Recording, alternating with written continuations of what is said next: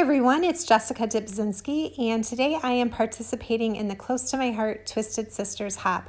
Now, the item that I have chosen to twist is the Decorative Texture Background Thin Cut. You can see it here in the new May and June catalog, and these are a couple of the really pretty cards that they have featured in the catalog.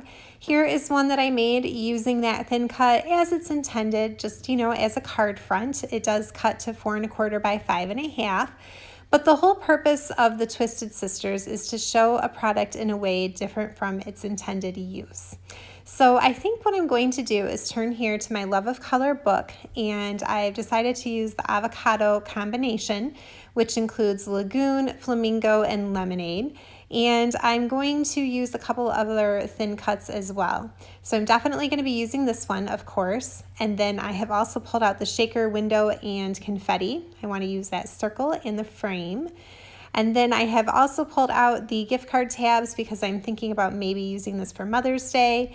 And then these are the layered flowers, and I think I'm going to cut out some flowers and leaves from them. Now, I did just want to show you and share a couple of tips as far as cutting out this big thin cut, the decorative texture background.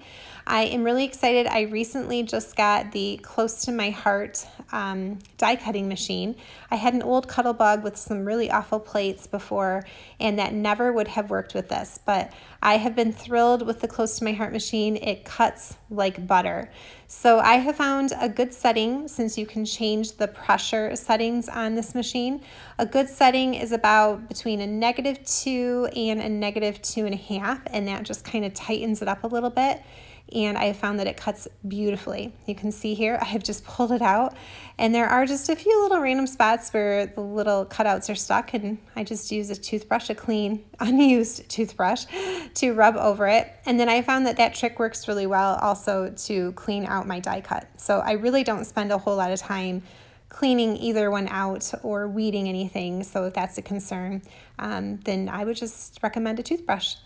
Okay, now I have used those thin cuts that I showed you to prepare a couple of pieces.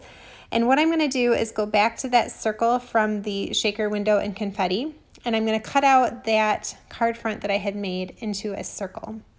Now, this is a piece of the lemonade pattern paper from the May and June mix-in pack, and I love that zip strip. I think it is so pretty. I'm going to cut myself a piece of 4 by 5 1/4 out of this paper, and that's basically going to be the card front that I'm going to build my card on. So I just grabbed a glue pen, and I'm adding a little bit of glue around the back side of that textured background. And then I'm going to layer it over top of this lagoon piece. Now, I did flip my lagoon piece. I believe I have the light side of that cardstock showing behind the circle. And then I'm going to use the darker side of lagoon for the frame that's going to go over the top. And I'll set my black inside on top of that to let it push it down while it's drying. And then I'm going to go ahead and start assembling my flower. The fun thing about those layered flowers is you can kind of stack them and layer them in lots of different combinations. So now that's what that looks like, and I'm thinking I'll put it here in the middle of my card with the frame over it, and then a flower off to the side.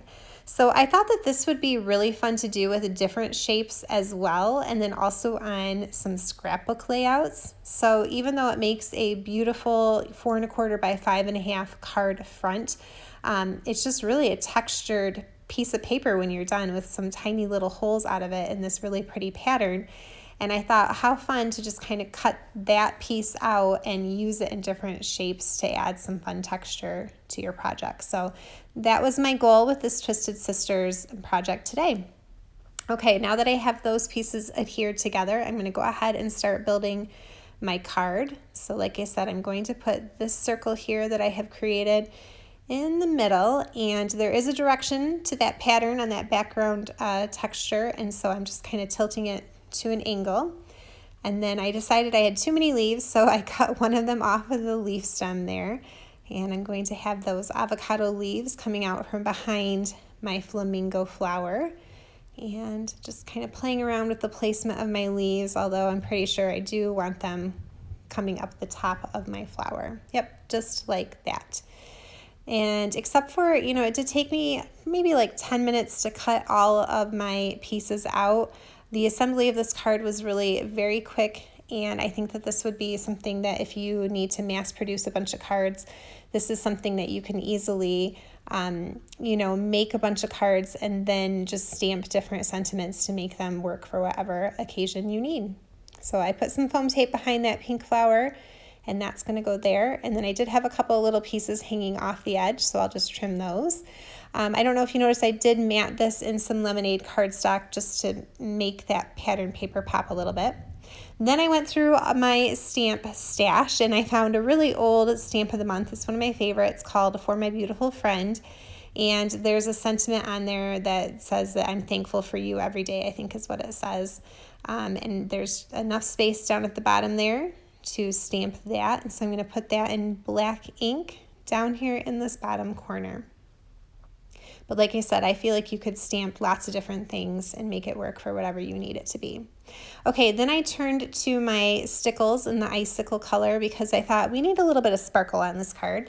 And this would be like a really pretty center to my flower. So I tried to add just a little bit of a circle of it in the middle, but I do change it a little bit from what you see here. I grabbed one of my palette knives and just kind of spread that out a little bit and covered all of the yellow inner part of that flower, and that ended up looking a little bit better.